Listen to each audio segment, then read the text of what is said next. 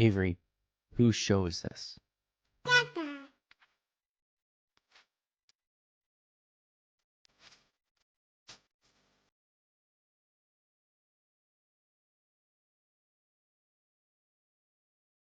And we're live. Welcome, everybody, here to the Lakers Lounge. I'm Anthony Irwin, Senior Lakers Insider for Clutch Points, joined on this fine, now Friday morning, my time, Thursday night, your time, by Raj Shapalu, also a South Bay Lakers insider and reporter for Clutch Points. Tonight on the show, we're going to be talking about that Lakers win. We're going to be talking about the Lakers winning ugly. They had no business whatsoever winning that game. And yet, Raj, and this is where I want to start before, we get into like the X's and O's of it all. Mm-hmm. I was super confident when it was when it was 5 minutes to go in the fourth and it was a one possession game. I was like, okay. I think they got this. So we'll talk about why over the course of the show as well. Quick reminder to all of you who are tuning in right now and making your way into the show.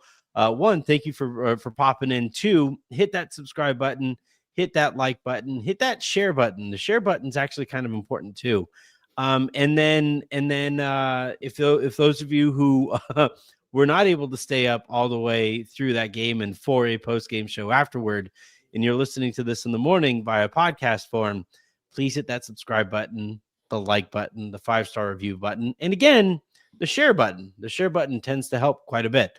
All right, let's dive on into this thing. And I talked about at the very top of it why I was confident about it. But Raj, this is one of those games where I think the most adequate recap is us just kind of like talking about our feelings through it, putting our audience in the room with us while it was happening. I was a freaking I was a psychopath throughout that game. Yeah, yes, and an absolute mess watching that fourth quarter. I'm gonna try to articulate myself as much as I can. I'm not sure I'm technically on a chair, but I don't really feel like on ground. That gravity is doing much for me right now. No, that was an incredible game. And, everyone I was kind of texting with was like, doesn't feel like we're going to win this one. The Knicks kind of kept us at bay. It was 10-12 to 14-9, and the Lakers tried to claw back. But then when they got it to 6, I was like, oh, the avalanche is coming. Gabe Vincent hits that corner 3 or the top of the key 3. Gabe Vincent hits the corner 3. And you look at Luka. Dude, I was like, no. Okay, yeah. Cool. Right. Yes. Wide open. Shoot it. He's wide open. He needs to shoot that. It's on a short shot clock because it was on a rebound. He has to shoot it, but I'm like, yes. Yeah. It was so exciting. And then, Luka looks at him like, yeah, like I needed that one. Like I needed that one. Don't worry. Yes. I'll take care of the rest, but I needed that one.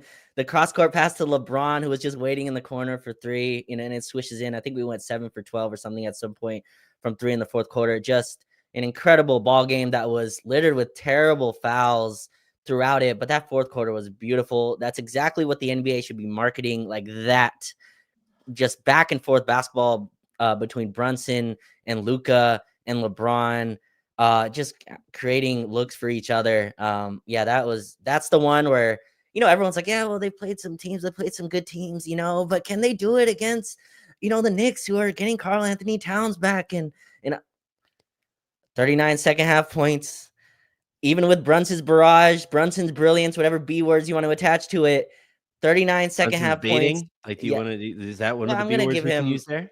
I'm going to give him. Can I use that word? Am I allowed to? I know he's, all right, first off, I'm like, Knicks fans are not going to want to hear me say that because he's hurt right now. And I want to be absolutely clear.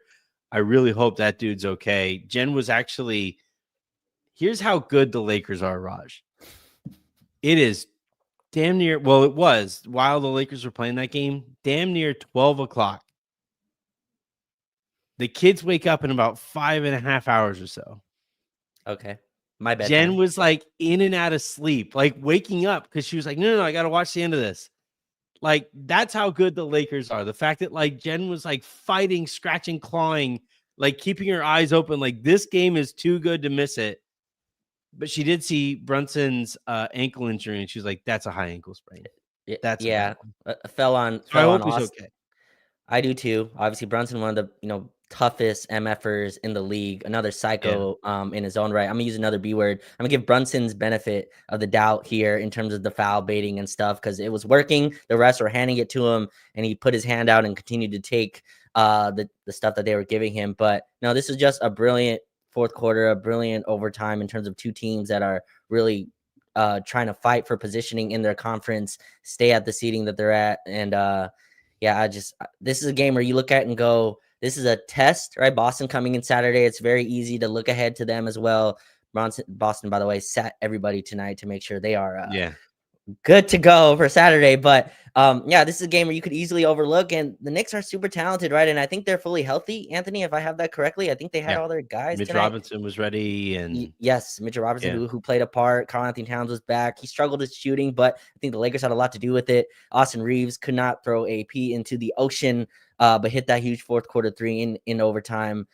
Yeah, this team is legit to me, and the defense had some struggles in the first half, but again, like even as Brunson attacked, I thought this defense showed that it's legit. It's teetering on elite depending on who you talk to, and yeah, this is a serious big time win.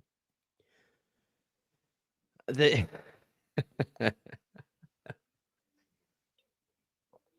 I have not liked a Lakers team this much in a long time. Since 1920, I would say. Actually, the beginning of the next season. I think people forget how fun that team was at the beginning I of the was like next season. 1920, and then I was like, oh, Yeah, okay, okay. yeah, yeah, yeah. That was a Yeah.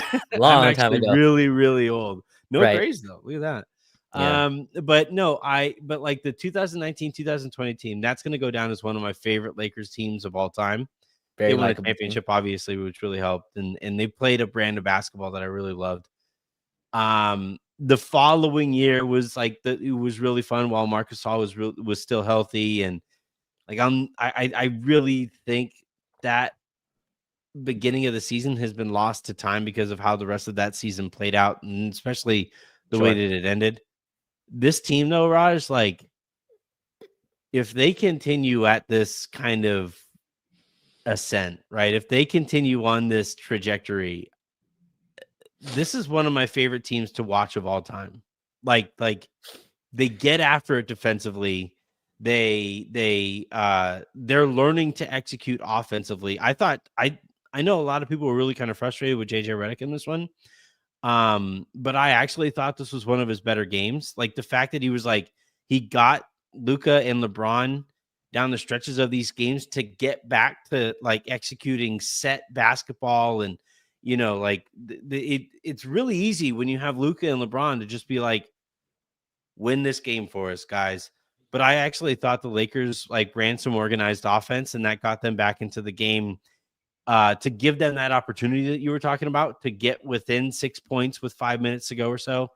I just like there's just so much to like about this team and the way that they're playing. It's just and tonight was the first bit of real adversity that they've faced so far since the Luka trade. They were down by 10. I think there was their first or only the second time that they've been down double digits so yeah, far since the trade. The other one was against the Clippers. They won that game. This is the second time they won this one. This was a lot uglier than the time that they beat the Clippers, though. I just thought like this was a rock fight. This mhm. was like throughout the game at various points, you didn't necessarily know what refs were or were not going to call. I thought that was maddening, and it didn't matter. Like they buckled down to it. Luka picked up his typical tech, but I thought like the guys I pulled him love the away tech, from. by the way. Yeah. I'm supposed to hate it. I know he's complaining, but I thought it matched the moment perfectly. I was Well, totally fine with I that. just think it's like the thing that I'm going to give Luka credit for is that like he's going to fight for himself. He's going to fight for his teammates. Like he's a fiery motherfucker. Like if he doesn't like something, he's going to make it known, whether that be to the guy that's guarding him, which is funny because he just doesn't like being guarded.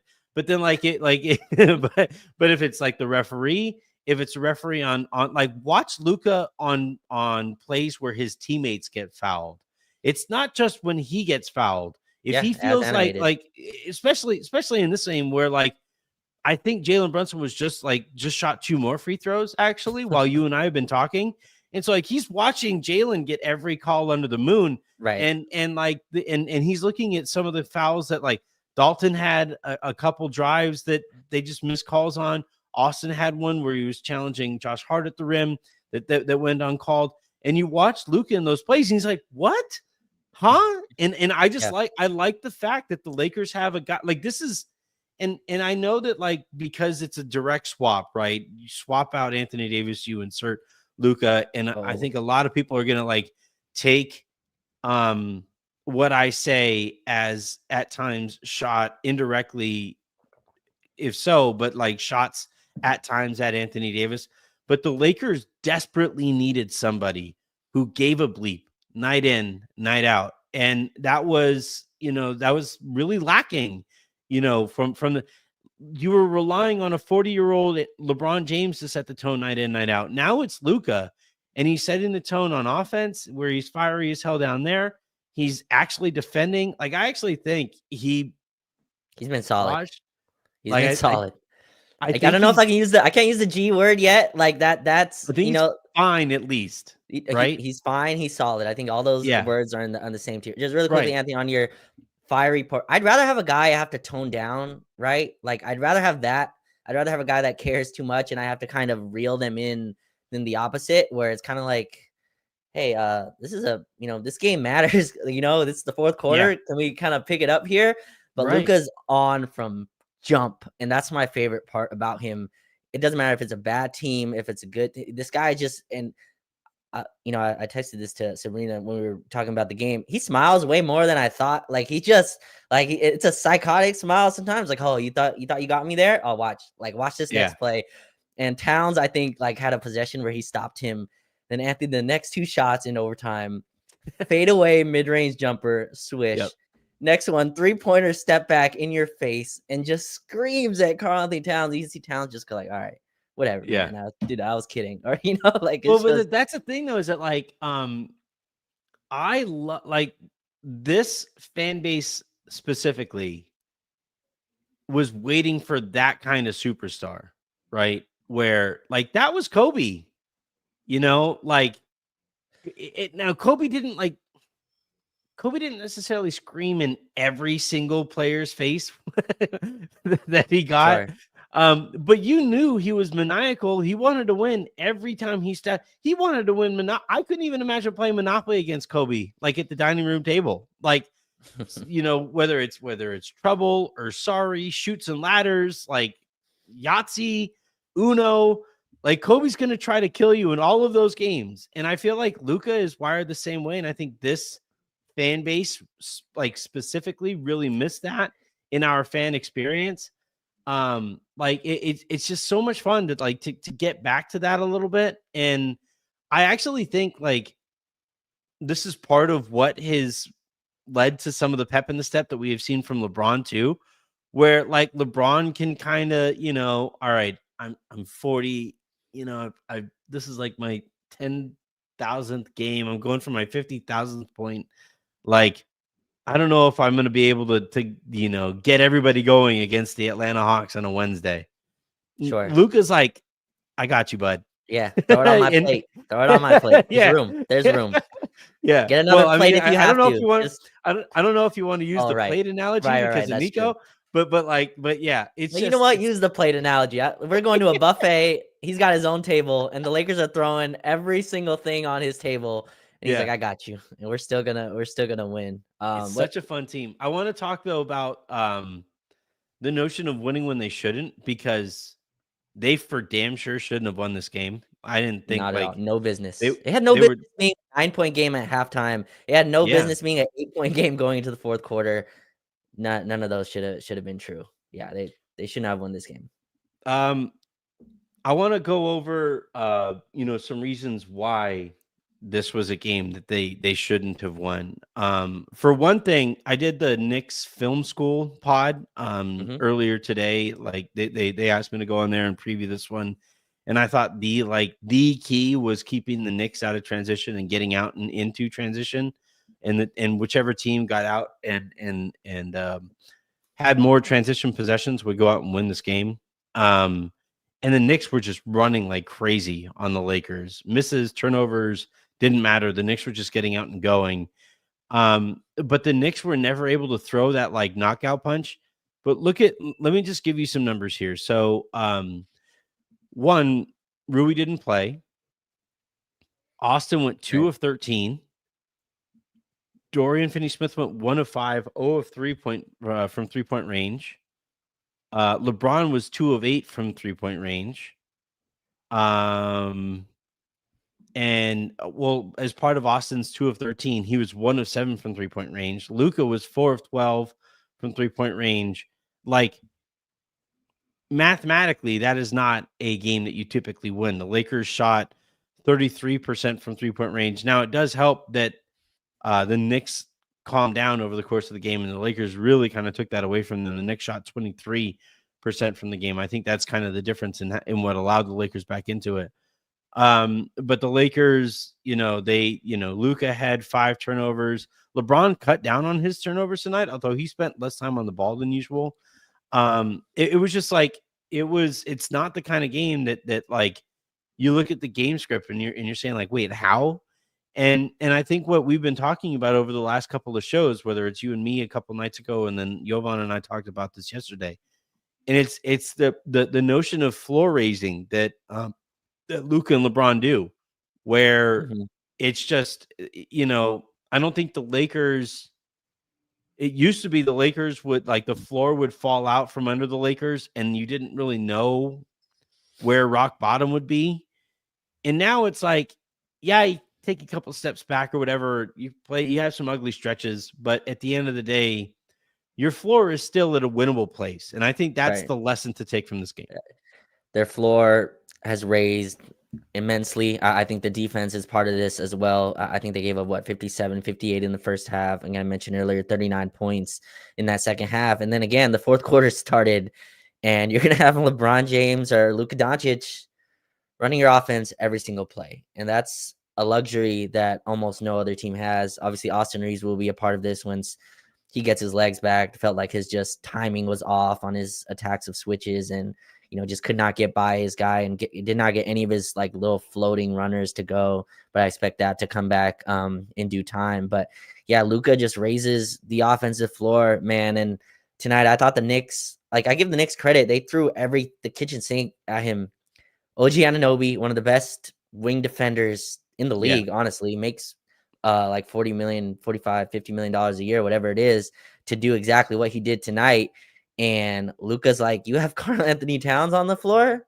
Oh no, like this is not going to work. And just every time bring him up on the ball screen, whether it's Jalen Brunson, where it was him, and you're getting a good shot every time. Some of those, like I wish Jackson caught a little cleaner.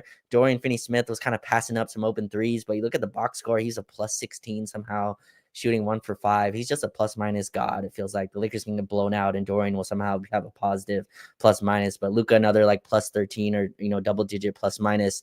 That floor raising is just, that's why you're in this game. Like you're down 8, down 14. You're always just going to continue to get a good shot. And to Luka, like a good shot is different than I think what we've been used to, right? A step back mid-range jumper is a good shot. And Luka will drive with no like actual decision of what he's decided to do yet. He'll drive into 2 defenders, jump in the air, and then read what the defense is doing and then kick it out. It's just, his passing mixed, Anthony, with the shot making. This is so rare. Like you don't usually get to inherit a transcendent generational star. And I think like you saying, I haven't loved this team in so long. Like the rarity of that is what I was thinking about watching this game going, there's a chance, and please turn the mics off, Dallas fans, but there's a chance like Luka's remembered as a Laker, like, like for sure. Like, almost. No, yeah. But in a very short amount of time. Right? Like it's gonna, in 2 or 3 years, if he's playing finals game, if he's playing consistently, like the Dallas Maverick blue is gonna fade so quickly. And it's been like a month, and he's already having Laker crowds eating out of his hands. Like he catches the ball and the crowd erupts. Like it's there's a swooning in the crowd. It's just, that's the part of it that I didn't expect to transfer so quickly, but it has.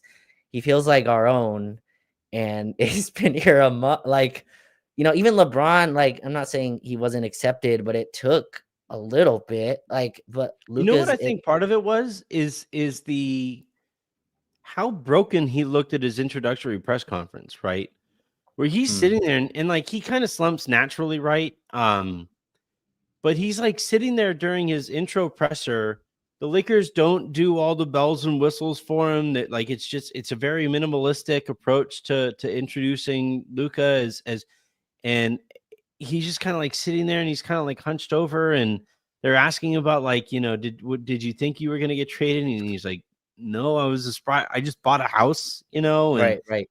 and I think it was like such a like almost perfect storm, in that like LA at the time was also kind of broken, right? We were all kind of recovering from the fires and like it just kind of it's just perfect like swell of emotion, and that leads immediately into this like 8-game winning streak that the Lakers currently find themselves on. And it also like, the fact that the Lakers just went undefeated in a homestand, right? Luka's first big homestand. The Lakers didn't lose any of those games, and he played really well over the course of most of that homestand. Like I think it's all like when you talk about like how quickly the Lakers kind of adopted this dude. I And think they're that winning. Yeah. the winning really helps.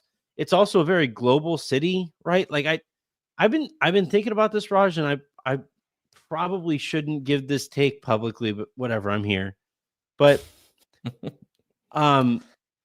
I thought it was really weird how many people like on ESPN and on TNT and like on major platforms were like trying to explain the trade. It's like, no, you don't get it. He was really fat. It's You like, can't explain this. You can't it's explain like, this trade.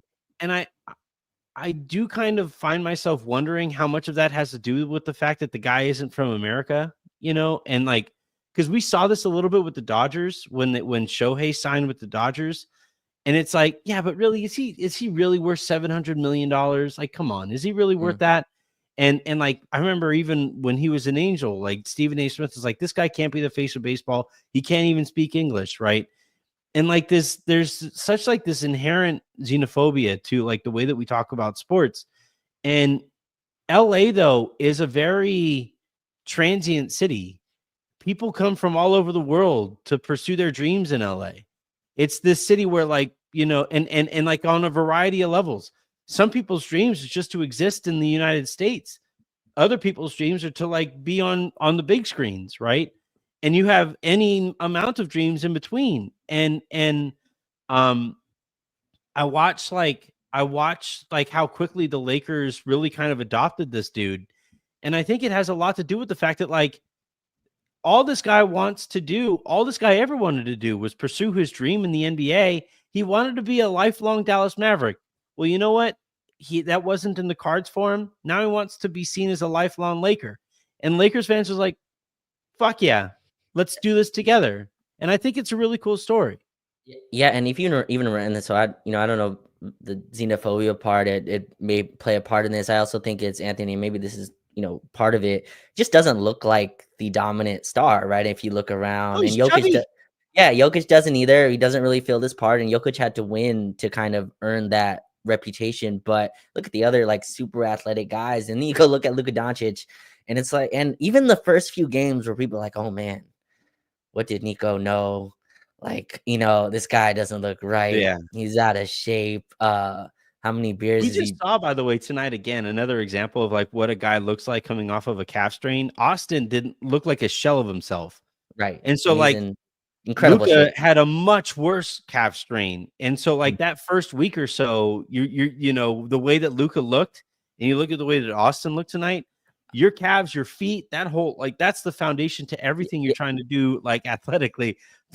So I understood like the concern and the some of the red flags that might have popped up to anybody, but the whole time that was all going on. I was like, you guys, I thought I was taking crazy pills, Anthony. Like, this is, first of all, he was just in the finals 7 months ago. Yeah. This is like, I don't think people are putting into context what 5 first-team All-NBAs mean. Like, go around the league and see who has 5. It's a list on your hand. and all of them are over 30. Yeah. Giannis is the youngest one, who's 30 years old. Luka had his 26th birthday a few days. Like Yeah. the resume was just, and the pedigree is just at a place where I just could not understand the conversations that were going around it. And yeah, people are kind of trying to fit the trade into logical, context, and it just doesn't exist. And we both love Anthony Davis. We both love Max Christie, first round pick, sure. Yep. But yeah, this trade made no sense. And yeah, the Lakers, again, a fan base does not get to inherit this type of superstar who's also, and I think this is a big part of it, Anthony, so freaking involved in every play. Like that part of it, like That's I'm not trying to attack other players here, so forgive me. But the Knicks traded for OG Anunoby. Okay, incredible, amazing player. Had a freaking good game tonight. Bridges I remember too. Bridges too. But I remember OG Anunoby's debut, and it's like he's taking catch and shoot threes, right? Yeah. And cutting off baseline, and that's beautiful basketball. It's cool, but it does, like, the affection that you get with fans. It's just different when the guy's the on ball freaking playmaker every play. He's just so involved that yeah, Especially it's like just down the stretches of games, right? Because it's like yes, it's he's your him. He's go-to like guy. isolated. He's like standing there, Yeah, and I it's gets to like stare at LeBron you. giving him the ball in those moments too. Who Right. was the last guy that like you celebrated that way? Yeah, like I don't know. And we'll get back to talking more about the basketball because I do think there's a ton of really fun basketball to Sure. actually talk about this one. But the last point that I have on this about like Luka and all of this is like, just look at Mavs fans watching that game, on Oh, Twitter they should and not be like watching it, that game. They should you not be. know, well, yeah, because it What all are they? doesn't also help that Jalen like Brunson on one end, Brunson's on the other dropping side, 30. yeah. Brunson dropping 39 and 10. Luka dropping 34 and whatever Between while the they two walk. of them, they lost both of those guys, and their return on losing Jalen Brunson and Luka Doncic is Anthony Davis. So far, one half of basketball of Anthony Davis, Max Christie, and a first round pick. Yeah, I truly feel for Mavericks fans, and Absolutely. Mark Cuban went like he finally broke his silence on it, and he was like, "Look, if we were sitting here and we got Anthony Davis and Max Christie and 4 first round picks, then okay, He if said you that? really felt, yeah, Oh my there was god. a yeah, I'll find no, it's not okay. I'll find the quote so that it's actually I retweeted it, so I'll put it Okay. here while you're talking next, but like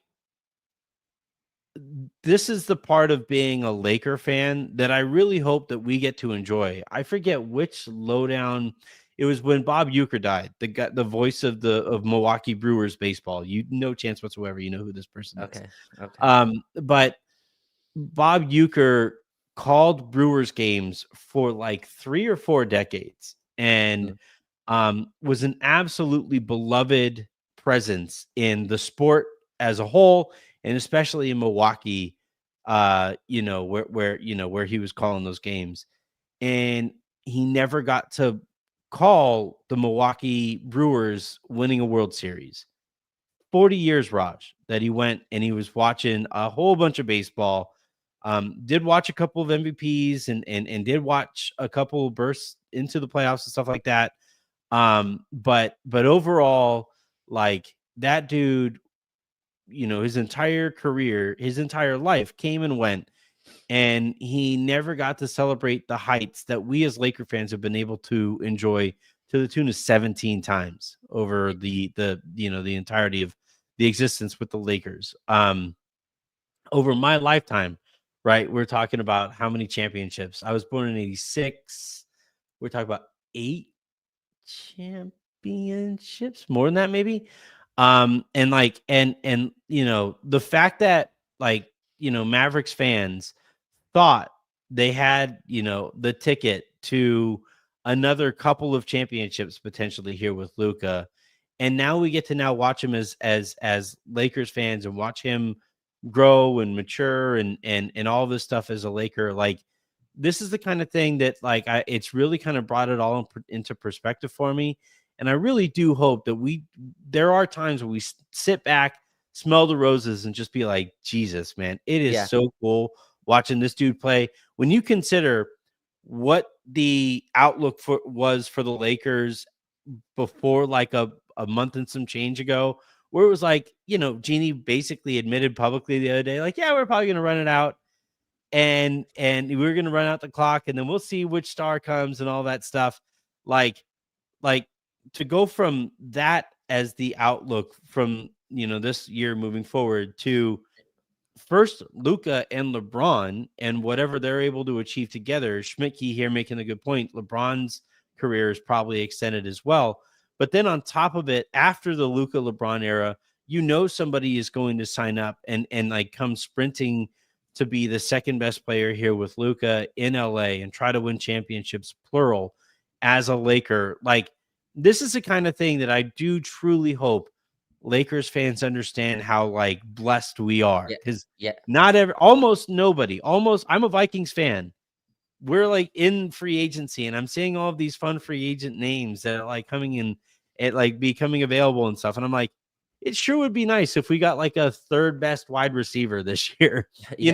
Like I know what it's like to root for a team that doesn't operate this way and doesn't operate at this height and have this kind of potential year in, year out. Now, I truly do hope, like, this is a great game to put on display just how lucky and fortunate we are to root for the Lakers. Yeah, absolutely. And Tim Legler, maybe my favorite just color commentator on ESPN, when the trade went down, Anthony said, even if they win a championship, it wouldn't be enough. And think about that statement. Like, the Mavs won one title with Dirk. Like, he said, even if they won another title, it would not have been worth it. And I think that just kind of shows you. Yeah, it's kind of extreme, but like, I mean, but you can understand like the point that he's trying to make or whatever. But like, that's kind of extreme. I mean, it is extreme. But I mean, you traded Luka Doncic, and again, you traded the fan connection, right? Anthony Davis, Kyrie Irving, these are hired guns, right? In terms of what they've got, and Luka's one of theirs and one of their own. That's why you look at other franchises, and that's why I even put the, people say how real was it or whatever, but the Western Conference Finals, the Lakers made 2 seasons ago. Like, go look at other franchises who have not touched the conference finals floor. I always put this, I'm not comparing the Lakers to the Kings, but the Kings, Anthony, made the playoffs once in the last 20 something years, and they lost in the first round. The Lakers went 2 rounds further than them that season, and that was the first playoff run in 20 years. So yeah, there's definitely a level of gratitude and smelling the roses and enjoying the experience. I know I should be on this. Yeah, we're on the 2. We're trying to get the 2 seed, and some of that is in me and the analysis that I give. But I'm still all kind of on the, this is just an incredible moment, and watching LeBron and Luka, in Austin when he figures it out together, like, this basketball is incredible, and it's a gift. You don't, like, this is so rare. Halfway through the season or 3/4, whatever it is, you don't get to shape shift your team so differently and so drastically where it improves it this much. Extremely rare. 8 straight wins, just absolutely rolling. I think 21-3 in their last 24 games, or some absurd stretch of basketball where they've been consistent on both ends. The Lakers inherited, in my opinion, the second best player in the league, and could be the best if things break right in the playoffs, and just outplayed the best player in the league 2 weeks ago, whenever that Denver games. It's rare. And Laker fans should definitely enjoy it and understand what they're watching, because I think most are starting to come around to, holy shit, Luka is absurd. And I was trying to say that when the we got Lakers him, just went from the last player of the generation to the next generation's player, I think, here with Luka. Because I think, like, he's gonna win. I would probably set the over under on championships from here through the end of Luka's career at like 2.5. Yeah, that's where I would put it. And like if he does that, if he gets the over on that, like, he becomes like this generation's LeBron, I think. No disrespect meant to Jokic or whatever, but like, I don't think they are equipped to win another championship after the one that they won, unless that front office like wakes the bleep up and actually starts getting him some help. And I hope they do. Like, I would like to see Jokic like be able to go on another run or whatever. But like the fact that like LeBron extended his prime to be able to play with Luka, by the way, And now, like LeBron, the face of the prior generation, now gets to be teammates briefly with the face of the next generation, it looks like, because of where Luka is going to be playing. And we get to watch that potential passing of the torch, and literally watch him pass the torch in a place where they are going to be passing the torch in 2028. It's just Yeah, no, all of the story. Like, I'm the English major in me is just like, there's so many angles to all of this, and I right. just like can't stop marveling at the way it's all playing out. The only thing I'll say to that, Anthony, is torches aren't passed, they're taken, right? And I think there was this, and I'm not trying to, kill AD or anything here, but there was this idea of LeBron was going to They were pass the trying torch. so hard. That's what I mean though. Like that, but torches aren't passed. They're just not, right? I think Kobe was asked about this too with the young Laker guys, and he's like, they're like, "Hey, Kobe, like, where are you passing the torch to? Brandon Ingram, Lonzo Ball." He's like, "Passing the torch. They better pass Yeah. me the ball." When the game's going Kobe's on. like, Right. like, Yeah. Kobe's like, he looks around, it's like Jordan Clarkson and like a really young Lonzo Right. Ball and D'Angelo Rookie. Russell like snitching on Nick. You're like, Right. Yeah. So, Luka comes in and was like, "Where's the torch at?" Oh, all right. Let me grab. Like that's dunks it in right. some water, just like nobody gets Uh, a church. right. Yeah. All right, let's talk about some of the basketball here that we actually watched. And coming into it, I thought it was a tough matchup because of all of the wings that the Knicks could throw at the Lakers. You had OG, you had Mikal Bridges, you had Josh Hart. Even I thought Karl Anthony Towns played well defensively in this one, moved his feet pretty well, gave up a couple plays here and there. Mitch Robinson was available in this one, which gave them some muscle inside. I thought Miles McBride played pretty well on the perimeter in this too. Like, the thing that I think the Lakers are going to have to try to figure out a way to be more successful consistently against is a team that, like, if you run a pick and roll, they just switch and they're like, okay, cool. Depending on who is setting what screen and stuff. What did you see from the Lakers offense against this kind of, because you're going to see it in OKC. You're going to see it in Boston. You're going to see it in Cleveland with their wings. Like at Mhm. the top of the league, when you get to the upper stratosphere in this march to a championship, potentially, you're going to face a team at least, if not teams plural, that can defend you the way that the Knicks just defended the Lakers. Yeah. So how do you see the Lakers handling Yeah. that? How did you see them handle it tonight? And how do you see them handling it moving forward? Yeah, honestly, I thought this game shifted when we went to that all defense unit in the second quarter. I think it was LeBron and the Banshees unit.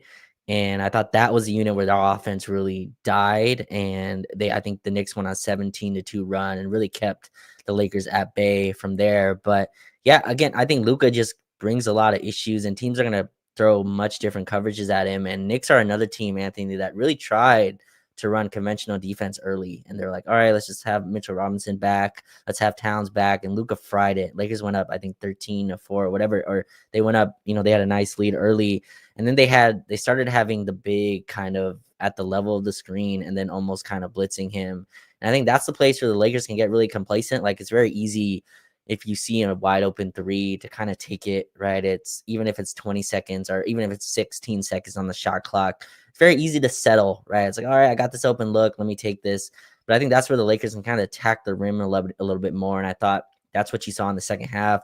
In the fourth quarter, there was a lot more ball movement, a lot more player movement. Dorian was kind of passing up some open threes, but I thought he attacked closeouts well. That's something they're going to have to figure out. But I still am the belief, Anthony, that you just cannot switch against Luka Doncic. Like, I refuse to believe that's a coverage that teams are going to be able to go to consistently. Just no team, in my opinion, in the league puts out 5 players that you're comfortable switching. Like, that can also survive offensively. Like, it just breaks you down. Every team has someone, and you mentioned those teams. Like, I think Luka will go at Shea, will go at Donovan Mitchell, or go at Darius Garland. Like, there's players that he can take advantage of. And I think this again breaks when Austin's right. Like, I think if Austin was having an average game, this is a different conversation where we're probably back in the game a little bit earlier, and maybe he has his legs also to defend Jalen Brunson a little bit better. But yeah, again, the offense I think will come. There's this was just the 8th game with Austin, LeBron, and Luka. So those guys are still kind of figuring out how to not make it a turn-based system. I saw you tuning out, run something. And they did. What they ran was, all right, Austin, you go take Towns this time. All right, you got it. All right, LeBron, you take Towns this time. And yeah, that's not the best. Like, it's not the prettiest strategy in terms of what you want to see in terms of all players involved. But I think what it does to me is it allows the other two to kind of rest on that possession. Right. I think JJ's really kind of nailing in. If you're gonna get your rest, get it on offense. Because on defense, we need you every possession. And that's what I thought I saw from tonight. But we'll see going forward. But again, this defense is kind of keeping their floor high, and then Luka and LeBron in fourth quarters just elevates their offense to a level where you're getting a good shot every single time. And again, the Knicks have one of the Unless best they to me. decide to take like sidestep Yeah, 35 footers. exactly. That LeBron three was such a, and he had Towns on him, right? It's like I was it's so so annoyed. Like I like that shot. Like so. yeah. All right. You want to hear? Here's a funny story. It starts out unfortunate, but I promise it's funny. So, it goes to overtime, and my dog is bugging me. Callie's bugging me to go outside. She needs to Okay. go outside. She needs to go outside. So a few weeks back, she blew her cruciate on her back right knee. And so it used to be, it was like she would bug me to go outside, and I would just like open up the back door, and she would go down the stairs that we have there, and she would be able to go and run around and like just hang, especially this time of year. It's beautiful outside. However, now I have to walk her through the garage, and I have to like open up that back door for her, that sends her into the backyard with fewer steps. And I'm like, all right, Callie, you have 5 seconds. We got to hustle. We got to get right back here to it. And and like I open up the door, and the freaking handle breaks off. Like the whole handle. Like I'm holding both sides of the door, like on in my hands, and I'm like, uh so I'm like trying to fix it or whatever, and I hear Jen in the other room like, Luka. I don't know what happened on the play before LeBron shot that three or whatever, because I was trying to fix the door, and then I'm like, you know what, screw it, we have a deadbolt. Callie, get back in the house. Deadbolt. I deadbolt the thing just in time, and I'm already pissed about the door. I run back inside, and I see LeBron shoot that shot, and I'm like, oh, come on, you had Towns. And it was a maddening shot or whatever. But like to the point that you were making before about the high level of like, it's basically the Lakers' choice, whether or not they're going to get a good shot down the stretch. Right. And that was why I started the conversation right at the very top of the show by saying that like it was a one possession game with about 5 minutes ago. And I'm like, I think we're winning this one. Right. And then check just the difference, Anthony, between I'm gonna go back and rewatch, but at least what it felt like live, how the Lakers were creating offense and how the Knicks were creating offense, right? The Knicks were like, all right, it's all Jalen Brunson. Like go be Superman or or Batman, whatever it is. Yeah. Just go Oh be man, did go. you see their offense when like Brunson subbed Oh out? yeah. Oh my God. Deuce It was like McBride, step back, it was like mid-range jump 40, shot. 48 seconds of Miles McBride. Yes, yes. Yeah, you got $100 million of wings out there, but Miles McBride takes the tough takes the tough step back jump shot. But no, yeah, if you look at the just difference between the offenses, I thought the Lakers again were drawing like that's the beauty of Luka. Any point he's gonna draw two guys to him at some point and is gonna draw attention, LeBron as well. But and you can play kind of 4-on-3 and in advantageous situations out of it. And I thought, Brunson also got a lot of attention, but a lot of that I thought he was kind of doing to make his own kind of create his own offense. And he was brilliant again tonight with all the floaters and the head, shooting his head back, getting the calls and just, very crafty getting to the line. But yeah, again, the Lakers have a fourth quarter offense that just I'm just not concerned at all. And they put the Knicks away with that. And yeah, we'll see how it looks going forward, Anthony. But my God, there's such a ramp still to improve. Rui Hachimura, who's our fourth best scorer, is not even like out there. Yeah. Like it's funny watching Dorian pass up open threes, and I'm like, man, one like just one more guy there that could score tonight. And I'm like, oh yeah, we got a 17 point a game guy just icing on the bench with jumper's knee now. But yeah, just the offense looks like it's not pretty yet, and I think I think JJ's losing sleep trying to figure out what to do. But when you have two separate super mega computers, and I think you've tweeted about this, sometimes like simplifying it is the right move, Mhm. right? Sometimes just being like, we don't really Basketball have doesn't have to be that complicated. right. Yeah, no, exactly. All right, let's go ahead and wrap up here and send you guys into the weekend with a couple of the super comments, which means this is actually really, oh man, I'm wearing green for this shit. My bad, everybody. But it does mean leading into this one that we get to play this clip.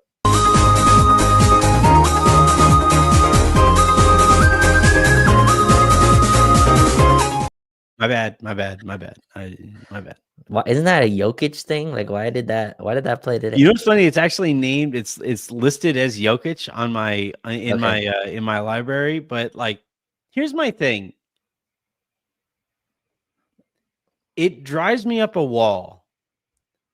Like it drives me up a wall that like I'm actually angry on behalf of Luka. I'm angry on behalf on Mavericks fans. I'm angry on behalf of like the other 29 teams. I'm really happy that like we got the guy because of this level of stupidity.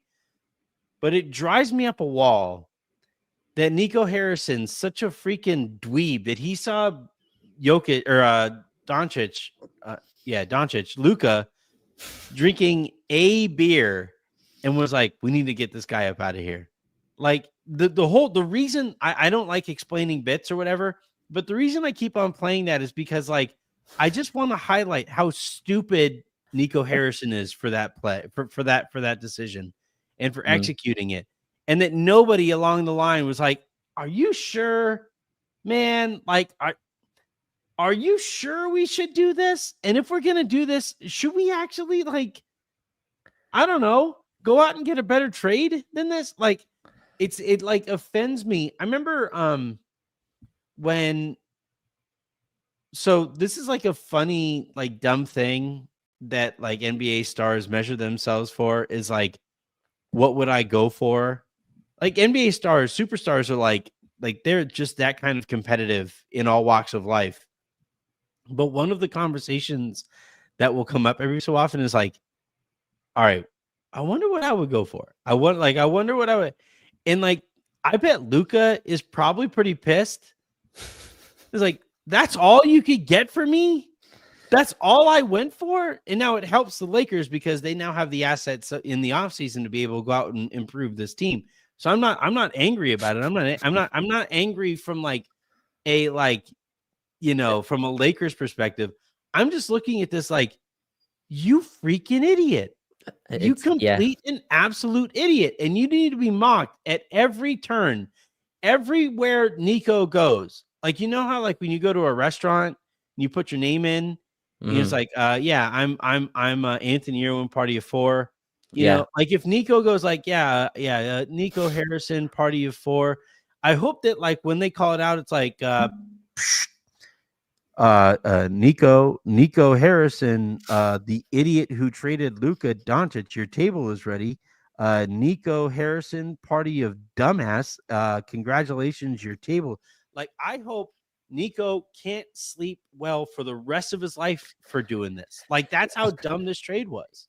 And he's probably gonna have a really tough time. You know, I've never witnessed anything like this at all in my lifetime. And just covering, and I don't watch the other sports, but in basketball especially, I just have not seen anything like it. You know what that reminds me of, Anthony? You know when Mikal Bridges went for like 5 first-round picks, right? And the fun conversation after that is just, oh man, what would Wemby go for, or what would Luka go for, right? And that was kind of the fun. That's just a fun online barbershop or whatever type conversation. It's like, man, it would have to be 7 picks, 4 pick swaps, right? And just I own your franchise for the next decade because of what I just gave you. That's what it should have been, right? Anthony Davis went for 5 first-round picks 5 years ago, whatever, or 6 years ago, whatever it was. You just look at the trade. Gobert went for 4 first-round picks, and who's the star that, or whatever it was, that also went to Utah. So yeah, Donovan Mitchell went for 2 first-rounders and Lauri Markkanen, which again, I'm not comparing trades, but you just look at the packages. Can't help but compare them. Right. All right. Here's the actual clip that we meant to play, especially leading into the Lakers' next game. All right, Justin Tyndall kicks us off perfectly with looking forward to the Nico statue reveal. I went out of order here, but it's just like perfect timing, given the way that this all played out. But all right, Justin actually says, as a Laker, Luka is 40% from the field, 30% from three, 8-game winning streak. They have won 12. He didn't say this, but 12 straight against teams above 500, 12-2 with Luka. Look out, NBA. Good to see Dalton seems to have his stroke back. That's actually been really nice. I tweeted out that I was sick of watching Dalton play, and he has proceeded to make every 3 cents. Including, by the way, one that sent them into overtime down less than 10. I thought that was a really big 3. That he made there too. But no, this is the point that like Jovan and I were marveling at in our show, and the part of it that like I can't help but be like just kind of giggle at stupidly is the Lakers to this point have won ugly. They have won through defense. They have won like by playing in transition off of stops and stuff like that. What we haven't seen, we've seen it one game. We saw it against the Pelicans where they were overwhelming, but even that, they scored like 1.6 points per possession in transition in that one too. What we haven't seen from the Lakers is like the 150-point absolute nuke that they have at their disposal when Luka has it going, Austin has it going, LeBron has it going, and like 1 or 2 of the role players also has it going. We haven't seen that game from the Lakers quite yet. The NBA hasn't seen that game from the Lakers quite yet. And the fact that we haven't seen that and they've won 8 straight despite not having to like having that at their in their back pocket and not needing to break it out quite yet during this winning streak. That's pretty terrifying, man. I'm really close, Raj, to calling them the best team in the league. Like I'm not. I'm almost there.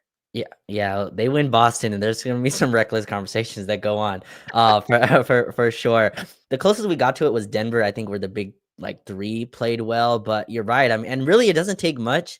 Dorian and Gabe hit their 3s, and they blow you out of the water like that. That's kind of they're getting the type of looks that that should happen more frequently. But yeah, there's a ceiling here that you can't even see, right? Luka just blows through it where you don't know how high this team can get to.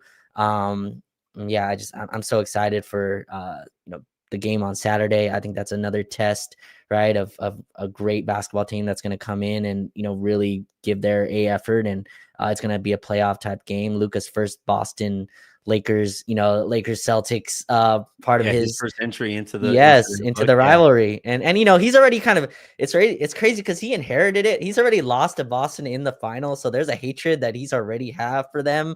And so that's kind of nice that he gets to like double that up, with adding the Lakers lore to it as well. But no, yeah, the offense has been Luka's been incredible, and I think this is just going to get better as Austin finds his footing. Rui Hachimura comes back. Trey Jamison had an interesting night tonight, and that's another guy I think you put with again, not his fault. Cat's a tough matchup for him, but I just want to give Dalton love. Like it's very easy to just jump over the fact that he's a shooter, so he's supposed to make these, but these are high pressure shots, man. To your point, like the one to end the third, coming off screens and having Luka Doncic pass you the ball. That's a lot. That's pressure for a rookie, and Luka's looking at you too. Like you better shoot. You better shoot that. It almost like helps that he's dumb. It kind of like. Oh man, I like my shooters kind of dumb. J.R. Smith was not the brightest bulb in the box, man, and I think it really helped that like on occasion it was just like, you know what, like yeah, JR, you missed the last few, but you have a goldfish brain, so go ahead. Like you forgot the last possession already. Go let her rip. Like I think it really helps that Dalton, he just runs out there. Like honestly, I think when Dalton was at his absolute worst as a basketball player this year, it was when he was really like thinking about like, all right, do I shoot this one? Do I attack here? Do I do this? He's like, no. Just go shoot. Like it's like a if you have a home run hitter in your lineup and all of a sudden, you start swinging for contact. You're like, no, just no, stop. What? No, grab the big bat and go swing out of your shoes. And if you make contact, make it so that the ball doesn't land for a really, really long time. Like I'm watching Dalton, and not now it kind of it looks a lot like it did at the beginning of the season, where he's Yeah. just like, I'm just gonna float around out here. Maybe I'll make the right defensive play. I don't know. But at the end of the day, I am out here to shoot. I'm Yes. out here to like get open. I'm out here to attack. I'm going to bleeping attack. And that's Dalton at his best. I swear I say dumb as a compliment here.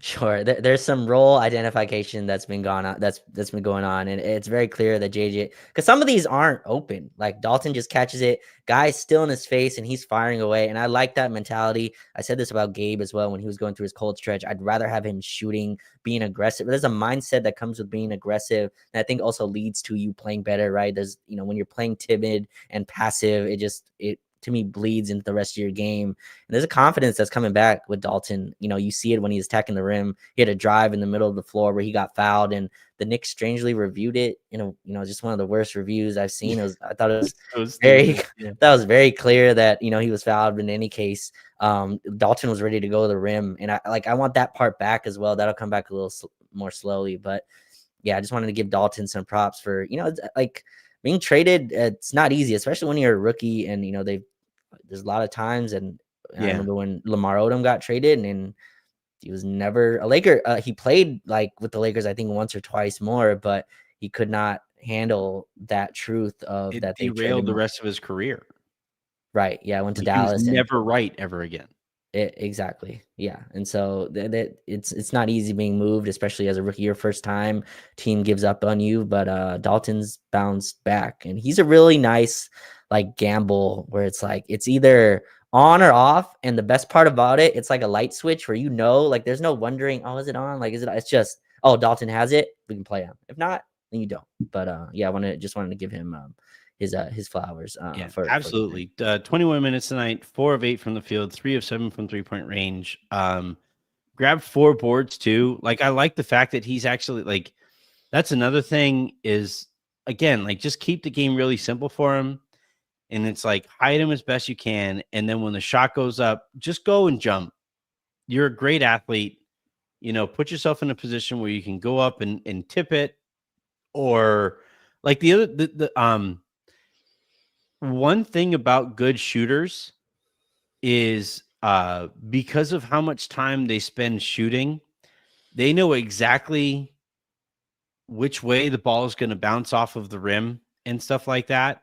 And I actually think that, like, given his tools, Dalton can actually be a really good rebounder over the course of his career because he's a great athlete, big, long arms. And the fact that he shoots so much in practice and is missed so much in practice that like he knows exactly like so I hate talking about like me as an athlete because but like I was far and away best as a shooter. Like that was the thing in basketball that I was easily the best at. Now I'd come home from school and we had a basket out front and I would shoot and I would shoot and I would shoot and I would shoot. And we also lived in a cul-de-sac, and there was like a slant there was a slight slant to the road. So if I shot from the right side of the basket and shot long, I would have to run and run and run. And as you guys can tell, I didn't exactly love running. So like basically, you had to like, given the number of shots that I had to shoot, you like, oh shit, that's left. I know exactly where that's going to land. I have to hustle over there so that I don't have to run all the way down 3 blocks to go get the ball again or whatever. And I really kind of feel like this is something that Dalton can use to his advantage here. And in this game, I thought he did. 4 boards. You look at this, and this is something I think the Lakers, when they're playing at their best, you're going to see a lot of in the rebound disbursement. So you had Dorian grab 5 boards. You had Jackson grab 5 boards. Luka grabbed 7 boards. Austin grabbed 6 boards. Vando 5. Trey 4. Dalton 4. LeBron grabbed 12. I that kind of gang rebounding and everybody being involved in this, and for somebody like Dalton, who is a rookie, doesn't have the best basketball IQ, the Lakers finding ways to just absolutely, simplify the game down to him. Where on one end, if you're open, shoot. On the Yeah. other end, don't mess up, and then run as hard as you can in to go out and throw your body out there to try to get a board. And that's how you exist out here. I think there's a role there for him. I don't know if he'll necessarily be in the playoff rotation, but he'll definitely help down the stretch of the Yeah. season. Right. He's a rookie, not supposed to contribute, but he's an older rookie. So maybe that changes, things. But again, on this team that's so deep and has, almost two at every position, I think Dalton can be used as a flamethrower, right? Just, hey, we need someone to light things up for a little bit. And with the coolest thing, Anthony, and this is the game within the game stuff, my favorite part of watching a brilliant player, and LeBron had this with players as well, but Luka's relationship with Dalton, it's just so freaking cool. Like, it's just, it's something you just can't buy, the type of experience that Dalton's getting playing with these type of playmakers. And Luka's like, yeah, like some of the times he'll pull him aside and be like, yeah, you were like, you had the right idea, but if you do this, like, you're open, and Dalton's like, all right. And so, like, that's the stuff that's my favorite part about just watching Dalton kind of grow. And they see the chat say with Vando as well. We didn't bring up Vando at all tonight. Had a rough game. This is kind of the game where the Knicks were, matched his physicality in a way, but Luka and Vando's relationship, and just Luka with the role guys, is something to watch out for. Last thing before we get out of here, and this is like a mini rant that I have, but going into this game, Karl Anthony Towns missed the previous game because of a death to somebody who was close to his. Are they married yet? I know they've been together for a long time. Him and Jordan Woods. I'm not 100% sure. Yeah. Jordan Woods tweeted out the other day, bleep cancer, which I always agree with, and Cat missed the final game in New York before this trip out west, and that game was against the Warriors. And Draymond on his podcast said that Cat missed that game because he was afraid to play against Jimmy. By the way, he actually has good numbers against Jimmy since they both left Minnesota, or since Jimmy left Minnesota. Sorry. When given the opportunity to say, you know what, my bad, I had no idea. It's a terrible quote. Yeah. Like, I shouldn't have speculated on something like that. This extends way beyond basketball. Draymond gave one of the worst quotes or apologies I have ever seen. I had to check if that wasn't the Centel like 4 times. Yeah, it's awful. Yeah. So here's the quote. Oh man, that's unfortunate. I'm sorry to hear that. That sucks. But my comments that I made, that was that people heard was this, and that's what I heard.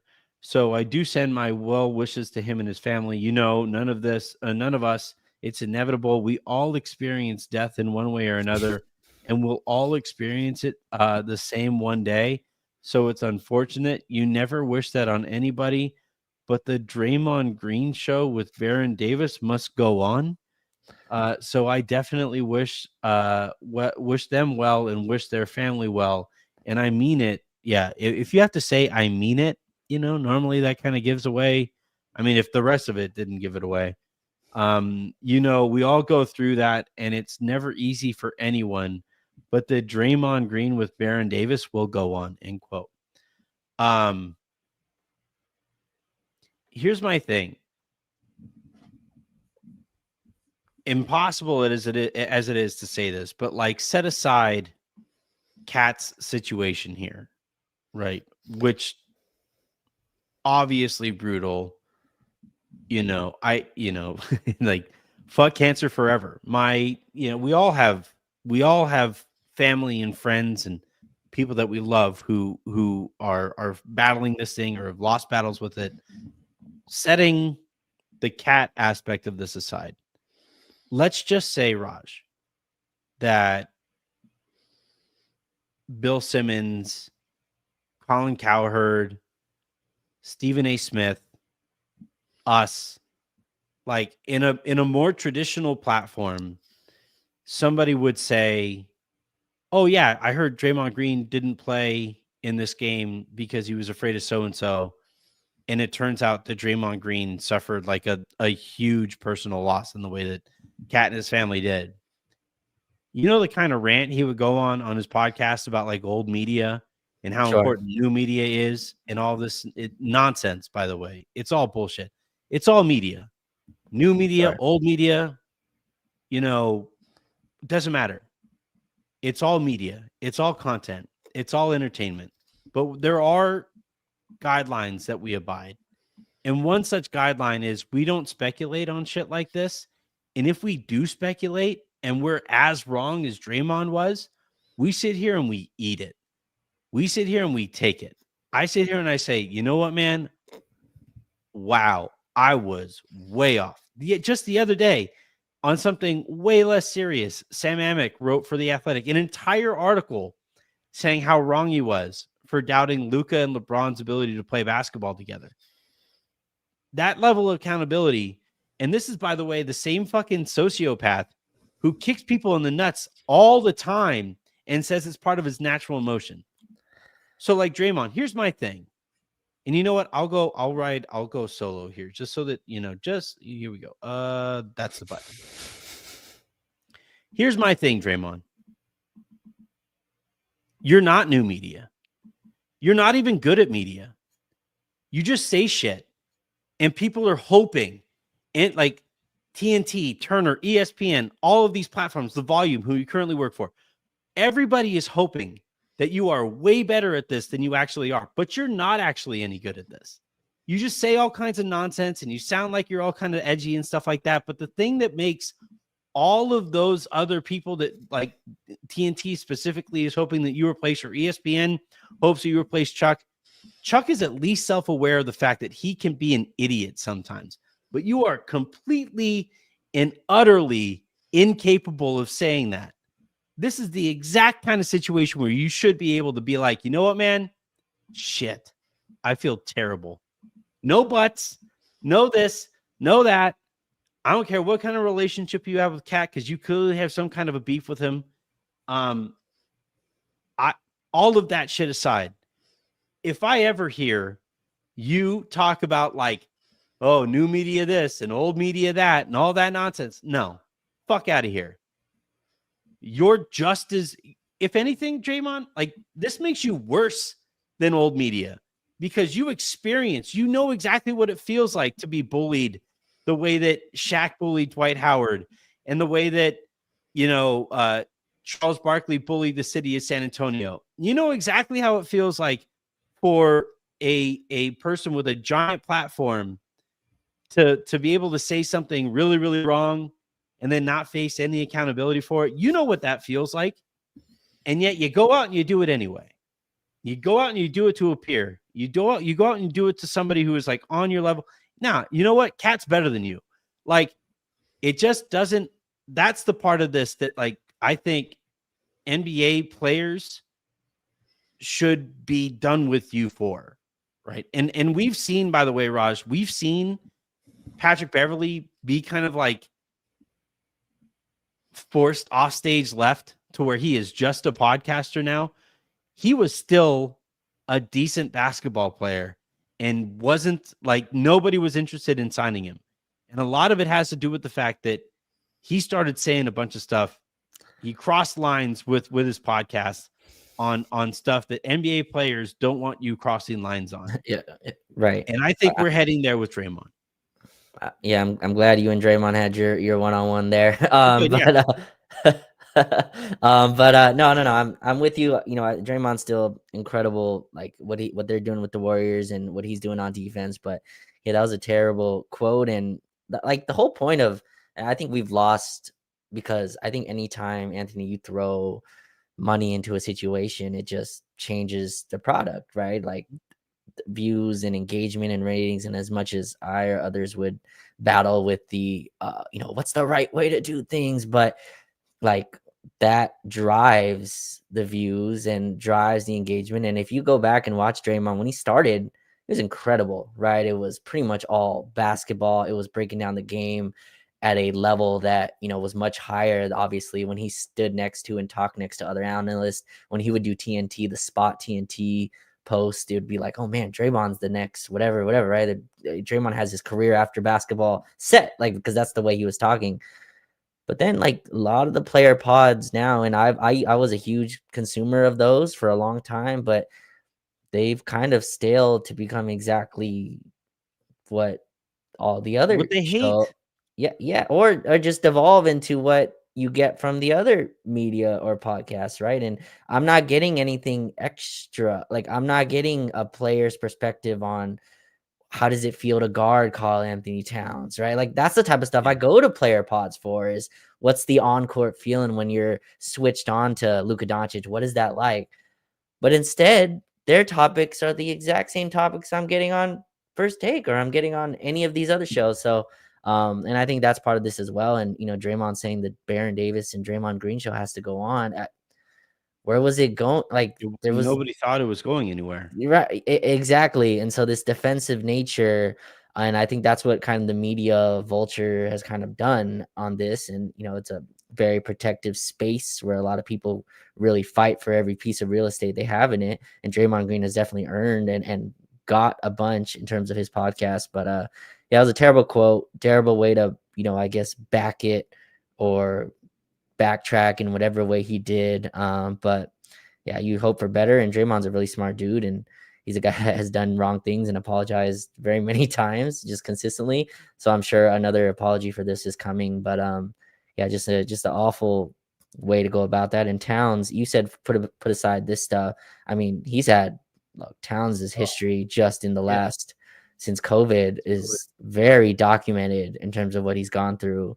And to make any type of assumption like this, and Draymond kind of tried to backtrack by saying this is what we heard. Even if you heard that, you go to the source. I'm sure Draymond has Cat's number or can get it. I'm sure there's a line Yeah. of connection that he can find to confirm that.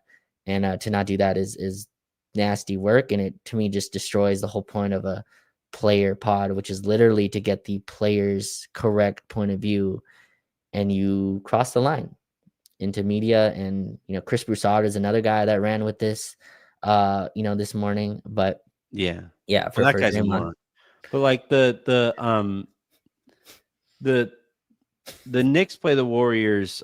Keon points us out. The Knicks play the Warriors in a couple weeks, and I hope Cat knocks Draymond out of the air, and I hope the refs look the other way, because it's what Draymond deserves in this spot, you know. And it's just that's the part of this. It's like, you mentioned how great Draymond is and how he made like the Warriors defense especially work back then. And, you know, at times he was like the fulcrum of the offense as well and stuff. And like, okay, yeah, I get all that.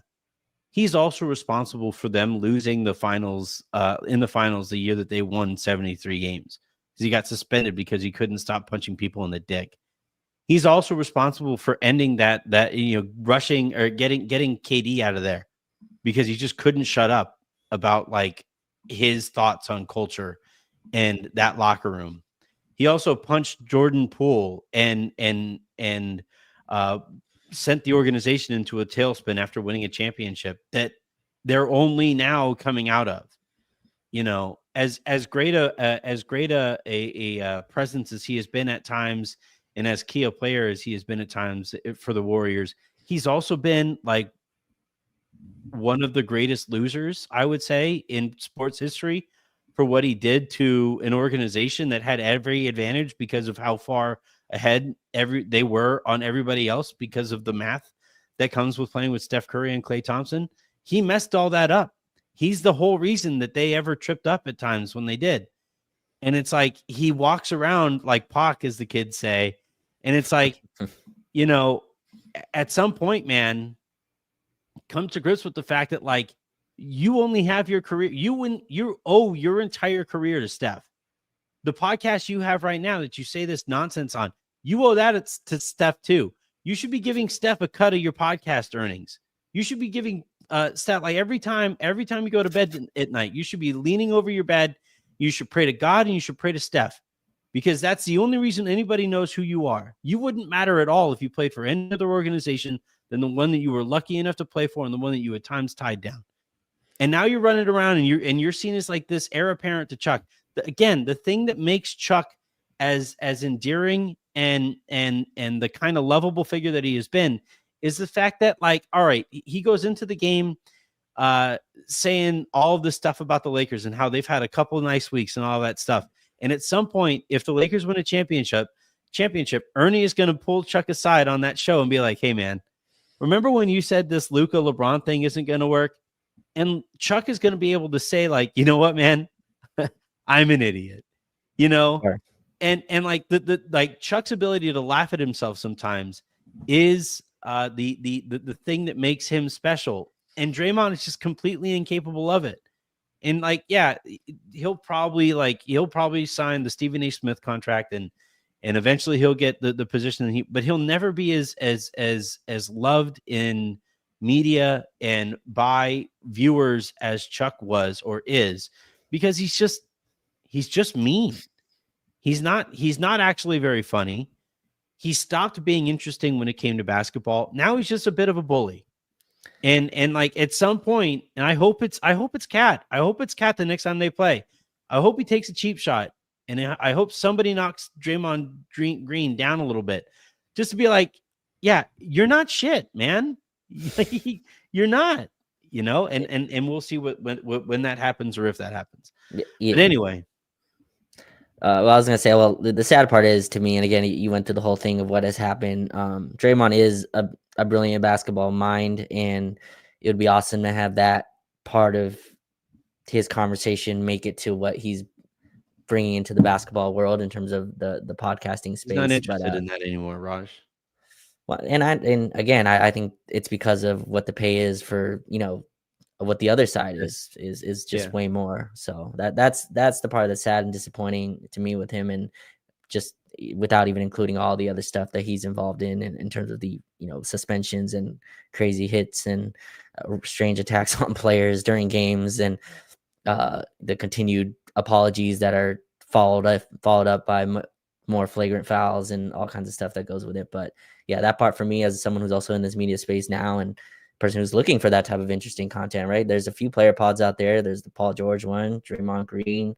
You know, I'm missing a few, but very few of them give you the inside look of what it's like to be a player, which is, I feel like, the whole point of a player pod.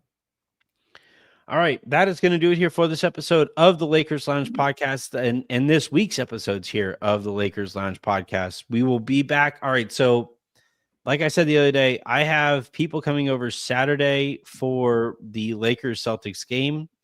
If the Lakers win, I'll pop back on here and talk a little bit about that game and celebrate the win with you guys. That's going to be fun, man. I can't wait. That's going to be an incredible game.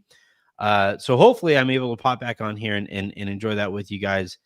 And then from there, obviously, we'll have a mailbag Sunday and send you guys off into the week where we have a whole bunch of fun stuff lined up there. So until then, and until the next time you guys hear from me, I'm Anthony Irwin. That was Raj Chapalu.